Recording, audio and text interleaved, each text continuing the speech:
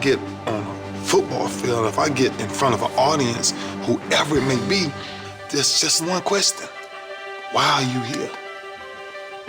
So the basic mission is to make our world a better place. That's what our enterprise is built for. And so everything I'm building, everything that I'm doing is to help somebody, one way or another. One of the greatest gifts that I can truly attribute my success to is being able to influence other people to do what they're supposed to do, to bring out in them what we all have inside of us, which is just confidence. We can make all the money in the world, but if we don't have that type of influence over people, then passion dies. Then passion dies, and I believe that's why we live. We live through passion. I look at some of these athletes, and I say to myself, I've never been that gifted, ever. But I figured something out. I figured out a true plan that works for me. Just work, period. It's not about sports. I've just applied it to sports. Our world is an office every day. Before we walk on a football field, we walk into an office. I love going to work because before I get to work, there's nothing that the coaches are going to tell me that is not going to be my 5th or 6th time hearing it. So when I'm sitting in a meeting, I'm having a great time at work because I'm saying I'm totally prepared. Same thing walking in the office. How prepared are you to not make your job hard, but even to work smarter, to where you can really enjoy your job? That's why I like going to work. 5 P's. Proper preparation prevents poor performances. That's what separates good from great. That's what separates all the great ones. I just believe in any area in life, if you prepare properly, you have fun doing what you're doing. Anybody can achieve that with that formula. There are very few jobs that throw surprises. We had a different test every week.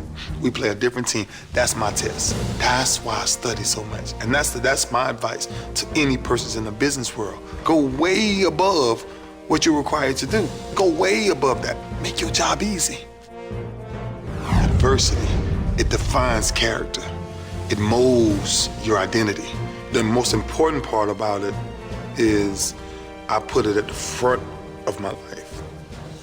Most people take the adversity and try to put it in the back because all of us will make mistakes, but we don't share those mistakes. We keep them to ourselves. Anybody can praise my glory, but you gotta know my story. You gotta know it. Let me bring that to you so that you don't ever make that same mistake. I'm learning something different every day of my life, no matter who I'm interacting with. You see, I don't get comfortable enough to say, I've been in the league 14 years. I'm good. I don't need to learn that. Man, I'm learning something every day of my life because I'm always trying to better myself. And that's why I go out and work as hard as I work. You can always remember greatness because they did things that people wouldn't do. You can always go back to certain patterns they had in work ethic, certain patterns they had in study habits. This greatness is not just one big thing that says, hey, I'm great. It's a lot of small things done well, time and time and time and time again.